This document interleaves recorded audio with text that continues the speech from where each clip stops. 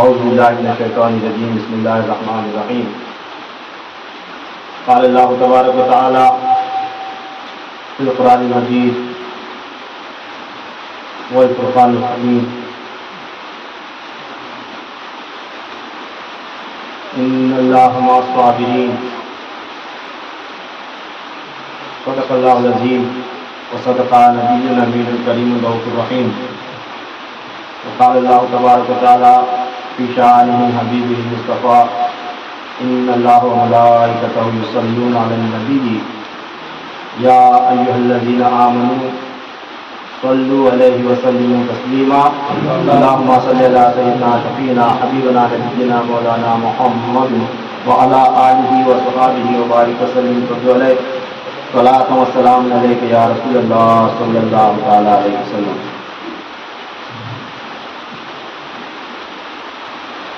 آج بروز جمعہ 12 محرم الحرام 1446 ہجری ہم لوگ الناور میں مسجد مولا علی میں موجود ہیں۔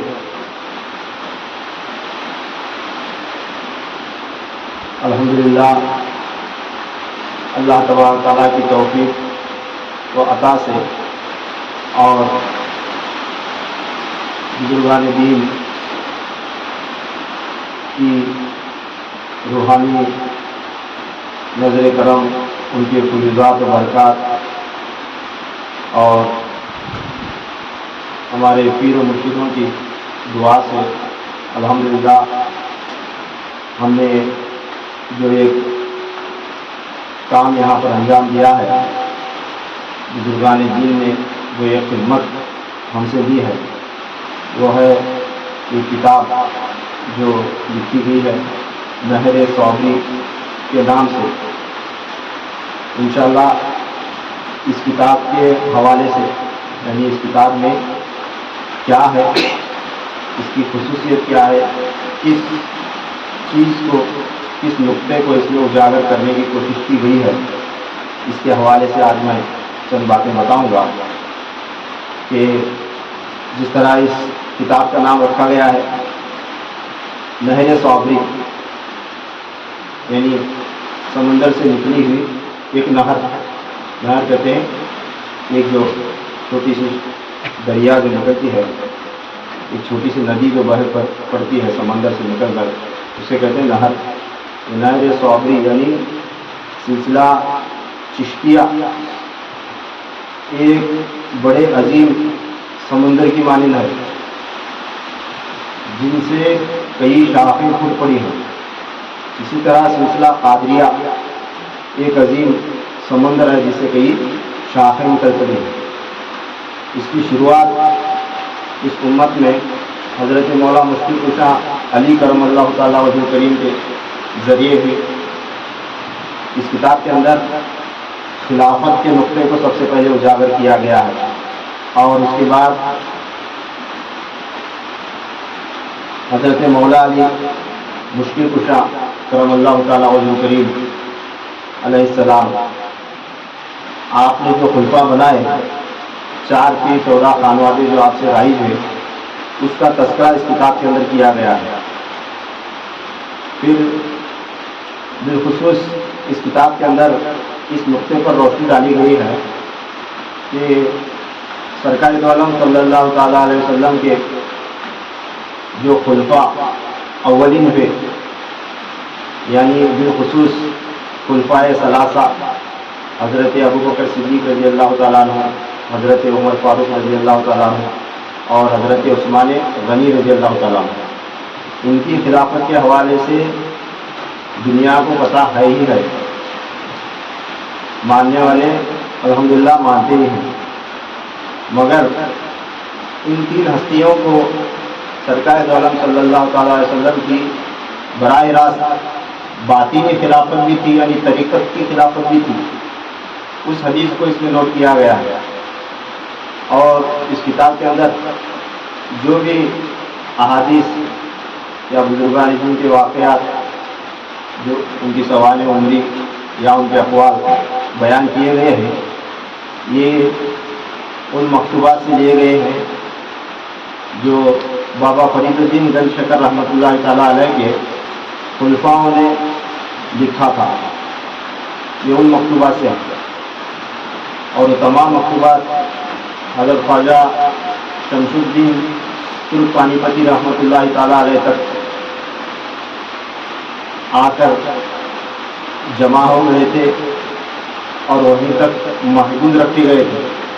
بابا فرید الدین گنج شکر رحمۃ اللہ تعالیٰ علیہ کی ہدایت کے تحت کہ آپ نے فرمایا تھا کہ ان تذکروں کو بالخصوص صابر پاک رحمۃ اللہ تعالیٰ علیہ کے تذکرے کو میرے زمانے کے 750 سال تک پوشیدہ رکھنا ہے. پھر اس کے بعد یعنی 750 سال کے بعد ہمارے سلسلہ چشتیہ صابریہ میں ایک مجدد ہوگا، وہ اس تذکرے کو عوام الناس میں پہنچائے گا. تو یہ اتنا خاص پوشیدہ تذکرہ ہے، اس میں کی کئی باتیں علماء تک نہیں پہنچی. اللہ ماشاء اللہ خانقاہوں سے جس کا تعلق ہے، جو بندہ خانقاہوں سے جڑا ہوا ہے اور بالخصوص چشتی صابری جو ہے، انہیں تک ان مکتوبات کا تذکرہ اور یہ باتیں پہنچی ہیں. ان مکتوبات سے جتنی ضرورت اس نہر صابری کتاب کے اندر ہمیں بیان کرنی تھی، یعنی ایک شاخ ایک نہر کا تذکرہ ہمیں کرنا تھا، اس کے تحت چند باتیں لے کر اس کتاب کے اندر درج کی گئی ہیں. تو اس کتاب کے اندر جو خلافت کا آغاز اس امت میں ہوا، حضرت مولا مفتی شاہ علی کرم اللہ تعالیٰ عنہ کریم سے جو خلافت چلی، آپ کے خلفاء 4 خانوات کے جو رائج تھے، امام حسن بصری رضی اللہ تعالیٰ عنہ سے یہ سلسلہ رائج ہوا، سلسلہ چشتیہ امام حسن بصری رحمۃ اللہ تعالیٰ علیہ جو اس کتاب میں شاخ بیان کی گئی. پھر ان کے خلیفہ ہوئے حضرت خواجہ عبد الواحد بن زید رحمۃ اللہ تعالیٰ علیہ، پھر خواجہ فضیل بن ایاز رحمۃ اللہ تعالیٰ علیہ، سلطان ابراہیم بن ادم ان کے خلیفہ ہوئے. پھر ان کے خلیفہ حضرت خواجہ سعید الدین حذیفہ مرشی رحمۃ اللہ تعالیٰ علیہ. پھر ان کے خلیفہ حضرت خواجہ امین الدین مغیرۃ البصری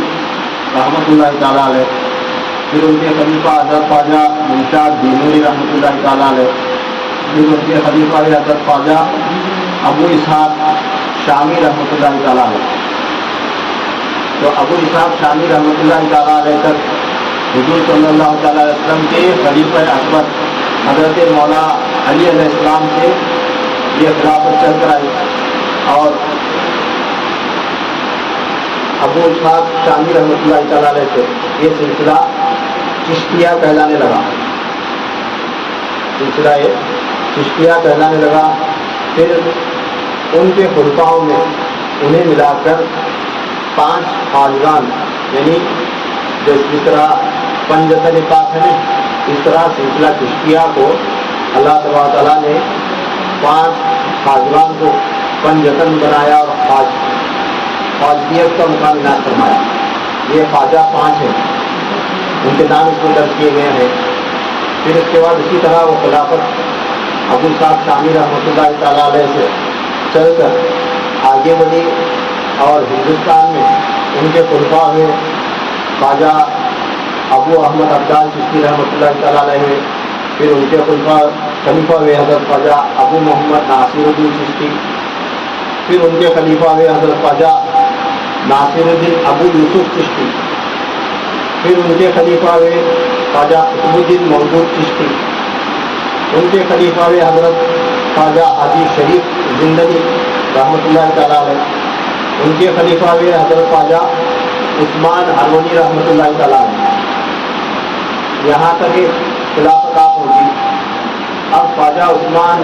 ہارونی رحمۃ اللہ تعالیٰ علیہ کے خلیفہ اکبر حضرت خواجہ خواجگان عطا رسول نائب رسول خواجہ معین الدین چشتی اجمیری حسن سندری رحمۃ اللہ تعالیٰ علیہ. اب یہ سلسلہ چشتیہ ہندوستان میں آیا، اور ہندوستان کے اندر پنجتن خواجگان کہلائے اور پنجتن مشہور و معروف ہے، ان کے نام اس کتاب کے اندر نہر صابری کے اندر درج ہے کہ ہندوستان میں یہ خواجگان پنجتن ہند کے کون ہیں۔ تو جو کتاب کا مطالعہ کر لیں، میں مختصر بتاتا جا رہا ہوں، اس میں تفصیل سے پڑھ لیں۔ جب خواجہ غریب نواز معین الدین چشتی اجمیری رحمۃ اللہ تعالیٰ علیہ کو یہ خلافت عنایت ہوئی اور آپ نے یہ خلافت لے کر مکہ مدینہ کا سفر کرتے ہوئے، ہم بارہا علماء کرام سے واقعہ سن چکے ہیں، پھر آپ ہندوستان آئے۔ ہندوستان کے اندر اور ساری دنیا میں سلسلہ چشتیہ خواجہ غریب نواز رحمۃ اللہ تعالیٰ علیہ کے ذریعے مشہور و معروف ہوا اور اس کی پہچان ہوئی دنیا کے کونے کونے تک۔ چشتی یعنی خواجہ معین الدین چشتی اجمیری رحمۃ اللہ تعالیٰ علیہ کا سلسلہ۔ پھر آپ کے خلفاؤں سے یہ سلسلہ آگے بڑھا۔ غریب نواز رحمۃ اللہ تعالیٰ علیہ کے خلیفہ حضرت قطب الدین بختیار کاکی رحمۃ اللہ تعالیٰ علیہ، پھر ان کے خلیفہ اکبر بابا فرید الدین گنج شکر مسعود العالمین رحمۃ اللہ تعالیٰ علیہ، پھر ان کے خلیفہ اکبر یہ خواجہ نظام الدین اولیاء محبوب الہی رحمۃ اللہ تعالیٰ علیہ، اور دوسرے حضرت بادشاہ دو جہاں مخدوم علاء الدین علی احمد صابر کلیری رحمۃ اللہ تعالیٰ علیہ، آپ کے خلیفہ اکبر کے بابا فرید الدین گنج شکر رحمۃ اللہ تعالیٰ علیہ کے۔ صادق پاک رحمۃ اللہ تعالیٰ علیہ سے یہ سلسلہ آگے بڑھا، اور جس طرح ایک پیر کامل اور ایک خلیفہ اکبر کے نام سے سلسلے کا نام بھی شروع ہوتا ہے، نام بدلتا ہے، اس طرح بابا فرید الدین گنج شکر رحمۃ اللہ تعالیٰ علیہ کے دو خلیفہ جو ہوئے، خلیفہ اکبر نظام الدین اولیاء رحمۃ اللہ تعالیٰ علیہ سے یہ سلسلہ چشتیہ نظامیہ کہلانے لگا، اور صادق پاک رحمۃ اللہ تعالیٰ علیہ کے نام کی نسبت سے یہ سلسلہ چشتیہ صابریہ کہلانے لگا۔ اب جو حضور اکرم صلی اللہ تعالیٰ علیہ وسلم نے اجازت مرحمت فرمائی تھی مولا علیہ السلام کو، جس کی تفصیلات اس میں دی گئی ہیں، وہ اجازتوں کے ساتھ یہ سلسلہ آگے بڑھا، اور بابا فرید الدین گنج شکر رحمۃ اللہ تعالیٰ علیہ نے اپنی خود اجازتیں حضرت صابر پاک رحمۃ اللہ تعالیٰ علیہ کو عنایت فرمائی۔ صابر پاک رحمۃ اللہ تعالیٰ علیہ کے ایک ہی مرید ہوئے اور وہی آپ کے خلیفہ ہیں، حضرت خواجہ شمس الدین ترک پانی پتی رحمۃ اللہ تعالیٰ علیہ۔ شمس الدین ترک پانی پتی رحمۃ اللہ تعالیٰ علیہ آپ کے خلیفہ اکبر ہوئے، اور خواجہ شمس الدین سے یہ سلسلہ آگے بڑھا، اور جتنے بھی اجازتیں مرفوع اجازت جو سرکار دو عالم صلی اللہ تعالیٰ علیہ وسلم نے عنایت فرمائی تھی، وہ خواجہ شمس الدین ترک پانی پتی رحمۃ اللہ تعالیٰ علیہ کے ذریعے آگے بڑھی۔ اب خواجہ شمس رحمۃ اللہ تعالیٰ علیہ کے خلیفہ اکبر ہوئے، ان کے سلسلے کے اندر جلال الدین کبیر الاولیاء رحمۃ اللہ تعالیٰ علیہ، جن کا نمبر 22ویں نمبر پر آتا ہے اس امت کے اندر، سرکار دو عالم صلی اللہ تعالیٰ علیہ وسلم، کیونکہ میں نے یہ سلسلہ اور اس کی شاخ اور اس کا تذکرہ اور یہ خلافت کا آغاز کہاں سے ہوا وہاں شروع سے بیان کیا ہے، یعنی حضرت آدم علیہ نبینا علیہ السلام سے روئے زمین پر خلافت کا آغاز ہوا، پھر وہ خلافت سرکار دو عالم صلی اللہ تعالیٰ علیہ وسلم تک آئی۔ اس امت کے اندر سرکار دو عالم صلی اللہ تعالیٰ علیہ وسلم سے اگر شمار کیا جائے تو اب خواجہ شمس الدین ترک پانی پتی رحمۃ اللہ تعالیٰ علیہ کا نمبر 21ویں نمبر پر ہے، اور خواجہ جلال الدین ترک پانی پتی رحمۃ اللہ تعالیٰ علیہ کبیر الاولیاء 22ویں نمبر پر ان کا نام آتا ہے اس ہجرے کے اندر۔ پھر 23ویں نمبر پر ان کے خلیفہ حضرت شیخ عبدالحق رضولی زندان پیر رحمۃ اللہ تعالیٰ علیہ کا نام ہے۔ پھر ان کے خلیفہ ہوئے حضرت شیخ محمد کمال الدین رضولی رحمۃ اللہ تعالیٰ علیہ۔ پھر یہ سلسلہ چلتے چلتے آگے بڑھا اور مشہور و معروف مجدد الوقت قطب عالم حضرت شیخ عبدالقدس گنگوئی رحمۃ اللہ تعالیٰ علیہ تک یہ خلافت پہنچی۔ 26ویں نمبر پر آپ کا نام آتا ہے۔ پھر آپ کے خلیفہ حضرت شیخ جلال الدین خانیسری رحمۃ اللہ تعالیٰ علیہ سے یہ سلسلہ آگے بڑھا۔ وہاں سے چلتے چلتے یہ سلسلہ اجمیر شریف کے اندر ایک بزرگ ہے جن کا نام حضرت شیخ خواجہ غریب شاہ چشتی رحمۃ اللہ تعالیٰ علیہ ان تک پہنچا، جن کا نمبر 40ویں نمبر پر آتا ہے۔ اب یہاں سے تھوڑا تفصیل سے میں اس کا بیان کروں گا، کیونکہ یہ خلافت نہر صابری یعنی صابریہ سلسلے کی یہ جو شاخ ہے وہ کیرلا تک کیسے پہنچی۔ جب خواجہ غریب شاہ رحمۃ اللہ تعالیٰ علیہ اجمیر شریف کے اندر موجود تھے تو ان سے ملاقات کرنے کے لیے تشریف لے گئے حضرت شاہ محمد جہانگیر کمبل پوش رحمۃ اللہ تعالیٰ علیہ نامی ایک بزرگ۔ تفصیل کے ساتھ اس کتاب کے اندر تذکرہ موجود ہے، پڑھ لیں، میں مختصراً بتاتا جا رہا ہوں۔ جب خواجہ محمد جہانگیر کمبل پوش رحمۃ اللہ تعالیٰ علیہ اجمیر شریف گئے، جانے کے بعد خواجہ غریب شاہ رحمۃ اللہ تعالیٰ علیہ تک یہ سلسلہ اور اس کی خلافت اور اس کی اجازت ان تک پہنچی ہوئی تھی، تو آپ نے وہ کل اجازتیں حضرت محمد جہانگیر کمبل پوش رحمۃ اللہ تعالیٰ علیہ کو عنایت فرمائی، جو سرکار دو عالم صلی اللہ تعالیٰ علیہ وسلم نے مولا علی علیہ السلام کو عنایت فرمائی تھی۔ تو چل کر کہاں تک آئے تھے؟ خواجہ غریب نواز تک آئے تھے، پھر وہ صادق پاک رحمۃ اللہ تعالیٰ علیہ سے ہوتے ہوئے خواجہ غریب شاہ رحمۃ اللہ تعالیٰ تک پہنچے تھے۔ اب محمد جہانگیر کمبل پوش رحمۃ اللہ تعالیٰ علیہ کے خلیفہ اکبر ان کے بیٹے حضرت محمد اقبال شاہ چشتی صابری رحمۃ اللہ تعالیٰ علیہ ہے۔ یہ اقبال شاہ چشتی صابری رحمۃ اللہ تعالیٰ علیہ جب ہندوستان ڈیوائڈ ہوا تو اس وقت یہ پاکستان میں چلے گئے اور ان کے والدین ہندوستان میں موجود رہے، ان کے مزارہ تھا ہندوستان کے اندر، یہ پاکستان میں گئے اور انہوں نے اس سلسلے کی خوب محنت کی، اور یہ جو شجرا تھا ان کا سرکار دو عالم صلی اللہ تعالیٰ علیہ وسلم سے لے کر ان کے والد اور ان کے شیخ ان کے مرشد محمد جہانگیر کمبل پوشی رحمۃ اللہ تعالیٰ علیہ تک وہ پورا شجرا آپ نے خود اپنے ہاتھوں سے لکھ کر اپنے خلیفہ حضرت محمد دادا چشتی رحمۃ اللہ تعالیٰ علیہ، یہ بزرگ کیرلا کے ہیں،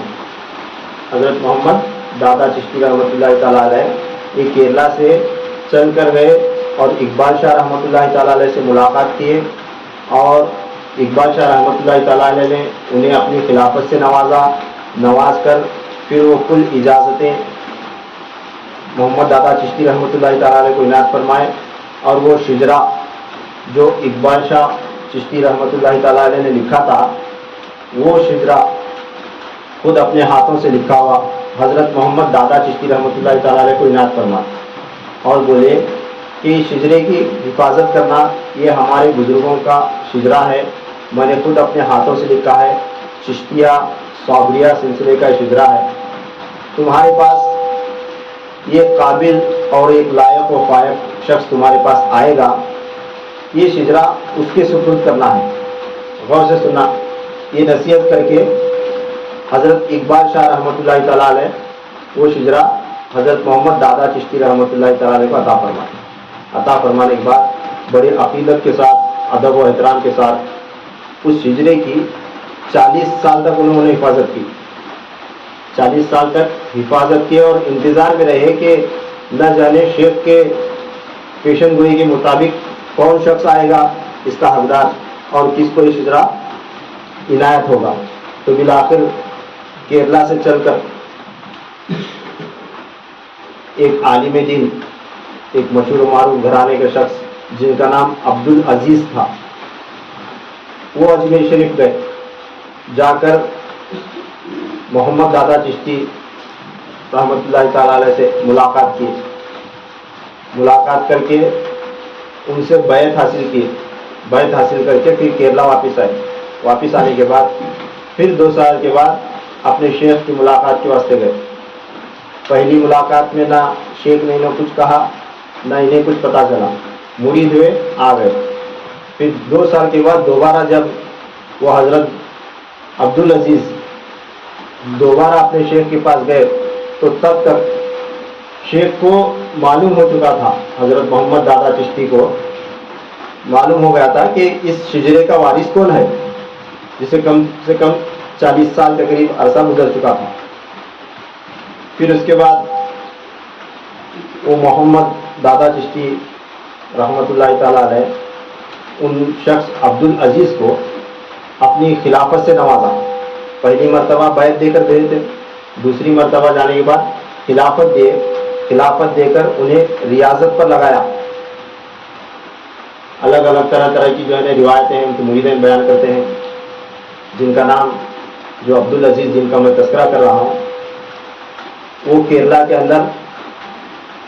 मलप्पुरम डिस्ट्रिक्ट में पांडीकाड नामी एक शहर है,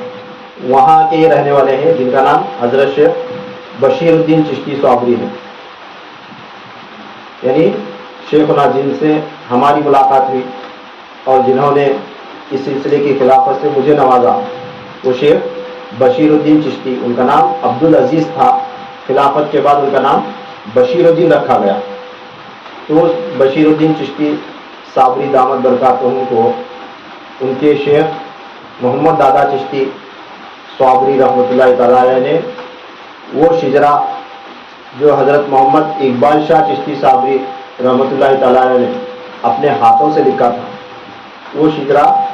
शेखुना हज़रत शेख बशीरुद्दीन चिश्ती को इनायत फरमाया और ताकीद फरमाई कि ये हमारा सिलसिला है,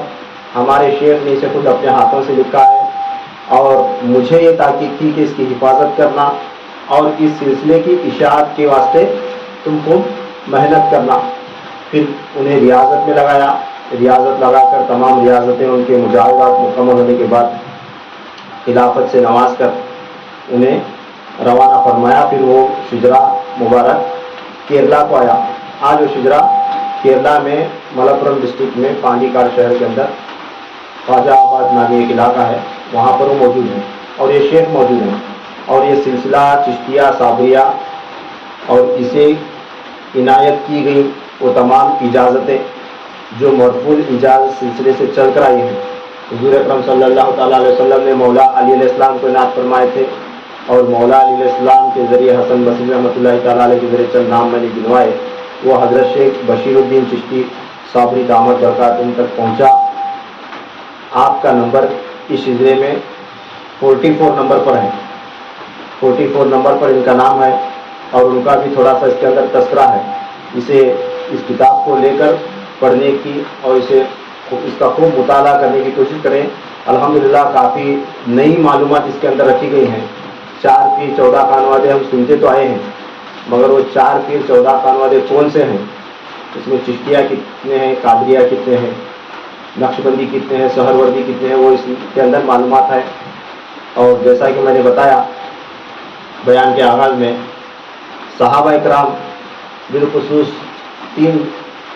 खुलफाए सलासा हज़रत अबू बकर, हज़रत उमर और उस्मान गनी रज़ी अल्लाह ताला अन्हुम मजमईन, ये तीनों सहाबा इकराम को खिलाफत बातिनी से खुद अपने हाथों से सरकार दो आलम सल्लल्लाहु ताला अलैहि वसल्लम ने नवाजा था। ये किस तरह नवाजा था,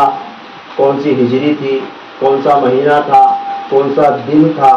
कौन सा वक्त था, जगह कौन सी थी, कैसी जगह थी, इतनी मुकम्मल तफसीलात के साथ इस किताब के अंदर तस्करा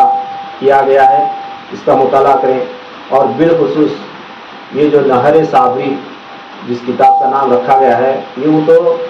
एक सिलसिला चिश्तिया साबरिया की एक शाख को उजागर करने की गर्ज से किताब लिखी गई और उसी के तहत इसका नाम रखा गया नहर साबरी। मगर इस किताब के अंदर बिलखुसूस जो रोशनी डाली गई है वो साबिर पाक रहमतुल्लाह ताला अलैह के सवाल उम्र पर डाली गई, बिल्कुल मुख्तसरन, बिल्कुल ही मुख्तसरन है। क्योंकि इसके अंदर जो तस्करा रखा गया है ये यूँ समझ लें कि ये आटे में नमक के बराबर है। आटे में जितना नमक डालते हैं اس نمک کی برابر یہ تذکرہ ہے. صادق پاک رحمۃ اللہ تعالیٰ علیہ کی مکمل سوانح عمری، مکمل تذکرہ جو خود اپنے ہاتھوں سے خواجہ شمس الدین رحمۃ اللہ تعالیٰ علیہ نے لکھا تھا اور بابا فرید الدین گنج شکر رحمۃ اللہ تعالیٰ علیہ کے دیگر خلفاؤں نے لکھا تھا، وہ تمام مکتوبات کا مجموعہ اور وہ تذکرہ الحمدللہ میرے پاس موجود ہے. انہی مکتوبات سے لے کر اس میں تھوڑا تھوڑا جتنا ضرورت ہے اس شاخ کے واسطے اتارا گیا ہے. انشاءاللہ تعالیٰ ہم کوشش کریں گے کہ اللہ نے توفیق دی اور بزرگان نے اجازت دی تو مکمل سوانح عمری صادق پاک رحمۃ اللہ تعالیٰ علیہ کی الگ سے کتاب شائع کرنے کی انشاءاللہ ہم کوشش کریں گے. میں یہ بتا رہا تھا کہ اس کتاب کے اندر صادق پاک رحمۃ اللہ تعالیٰ علیہ کے تذکرے پر خاص کر روشنی ڈالی گئی. وہ کیوں؟ اس میں کیا خاص بات ہے تو سن لیں. یہ بات بڑی اہم ہے. اس نقطے کو اجاگر کرنے کے لیے کتاب کے آخر ٹاپ پیج پر چند جملے میں نے رکھے ہیں اور اس کے اندر آخر میں توجہ دلانے کے لیے خاص کر وہی میٹر توجہ کی ہیڈنگ لگا کر اندر کتاب کے اندر رکھی گئی. اسے پڑھ لیں تو سمجھ آ جائے گی آپ کو کہ اس کتاب کے اندر کیا ہے اور اصل مقصد کیا ہے. تو اس ویڈیو میں اس بیان میں آپ کو بتا دوں کہ صادق پاک رحمۃ اللہ تعالیٰ علیہ کا جو واقعہ ہے، ان کا کلیئر آنا، کلیئر شریف کی اس زمین کو جلانا اور وہاں کی مسجد کو زمین دوز کرنا، یہ کوئی عام سیدھا سادہ معمولی واقعہ نہیں ہے. یہ اسلام کے ساتھ اس کا ایک بڑا گہرا تعلق ہے، کیونکہ اللہ تبارک تعالیٰ نے تخلیق کائنات سے لے کر قیامت تک جتنے بھی امور انجام دیے ہیں اور اللہ تعالیٰ دے گا،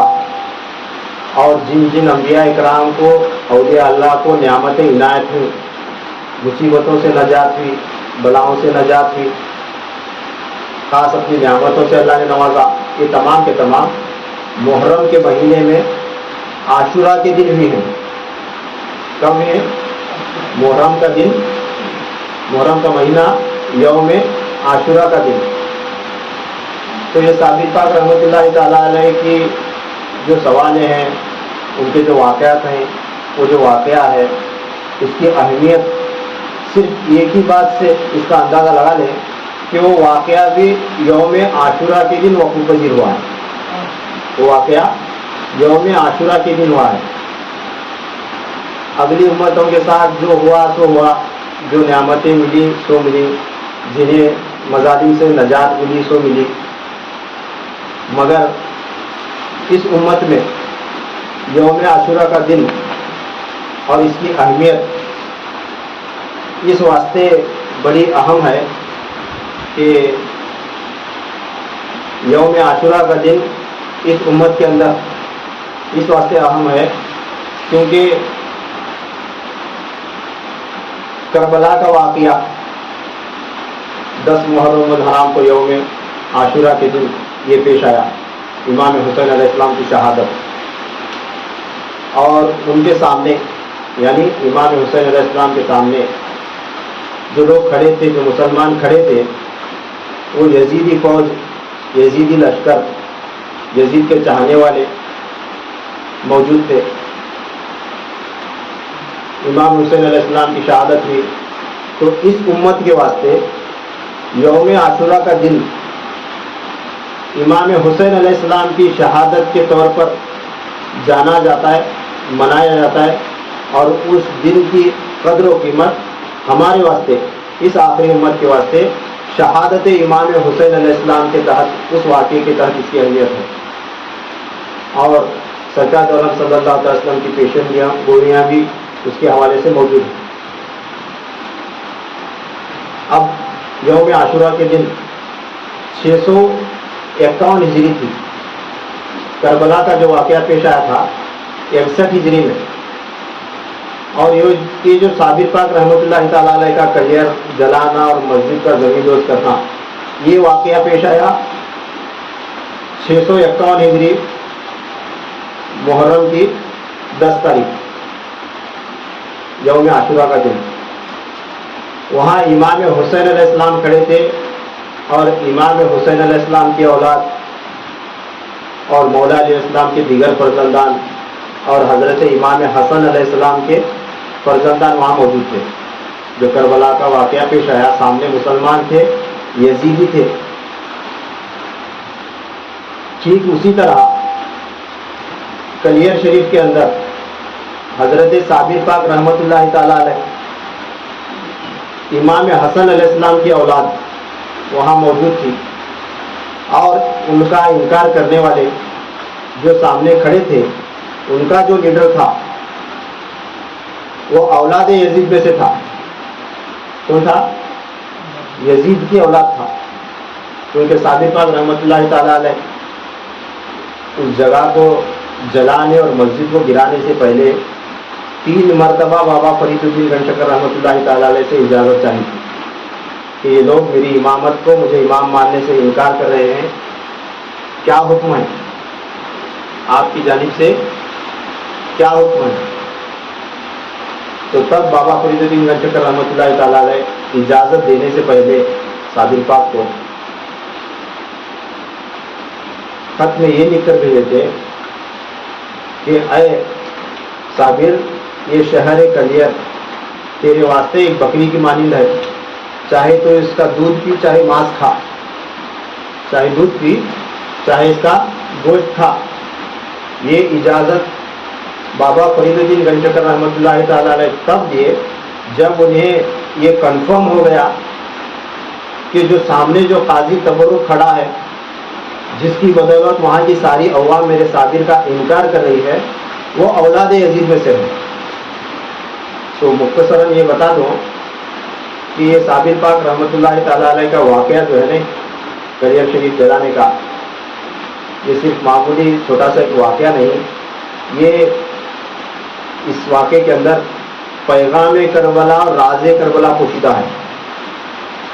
اس کے اندر کربلا کا ایک بڑا گہرا راز پوشیدہ ہے اور ایک گہرا تعلق واقعہ کربلا کے ساتھ ہے.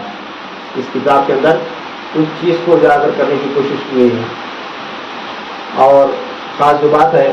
سرکار دو عالم صلی اللہ تعالی وسلم نے جو اجازت مرحمت فرمائی تھی مولا علیہ السلام کو, وہ آج بزرگان دین سے ہوتے ہوئے, غریب نواز سے ہوتے ہوئے, صادق پاک رحمۃ اللہ تعالی سے ہوتے ہوئے کیرلا کے اندر جو شیخ موجود ہیں حضرت شیخ بشیر الدین چشتی صابری دامت برکاتہ, ان تک وہ اجازتیں پہنچی ہیں. یہ مرفوع اجازت سلسلے کی ایک شاخ ہے. جو بندہ بھی روحانیت کا طلبگار ہے, روحانی فیوزات کا طلبگار ہے, جسے راہ طریقت میں سفر کرنا ہے, کچھ نعمت پانا ہے آقا علیہ الصلوۃ والسلام کی عطا کردہ, تو اسے میں یہ مشورہ دینا چاہتا ہوں کہ وہ جا کر کیرلا میں پانڈی کاڈ میں حضرت شیخ بشیر الدین چشتی صاحبی دامت برکاتہ کی بارگاہ میں حاضر ہو جائیں اور ان سے ملاقات کر کے دیکھ لیں. آپ کو خود پتہ چل جائے گا کہ اس سلسلے میں کتنی برکت ہے, کتنی اہمیت ہے اور کتنی فیوزات اور برکات ہیں. ان کے عطا کردہ وظائف میں, ذکر میں, اذکار میں کتنا روحانی فیض پوشیدہ ہے. انشاءاللہ ملاقات کر کے دیکھ لیں ایک مرتبہ کہ آپ خود اس میں دیے گئے کانٹیکٹ نمبر بھی ہیں, آپ مجھے بھی کانٹیکٹ کر سکتے ہیں اور دوسرے خلفاؤں کے نمبر بھی اس کے اندر موجود ہیں. تو ان نمبر پر رابطہ کریں. کیرلا کے اندر کہاں جانا ہے, کیسے پہنچنا ہے, انشاءاللہ تعالیٰ اس کی تفصیلات لے لیں اور پہنچنے کی کوشش کریں. اللہ تبارک تعالیٰ ہمیں اس سلسلے کے فیوزات کو برکات سے نوازے. اللہ تبارک تعالیٰ ہم سب کو اس سلسلے کے فیوزات سے فیض حاصل کرنے کی توفیق نصیب عطا فرمائے اور بزرگان دین کا صدقہ نصیب عطا فرمائے. اور میرے بیان میں کچھ بھی اگر غلطی خامی کمی بیشی ہو تھی تو اللہ تعالیٰ اپنے فضل و کرم سے درگزر فرمائے. وآخر دعوانا الحمدللہ رب العالمین وما علینا الا البلاغ.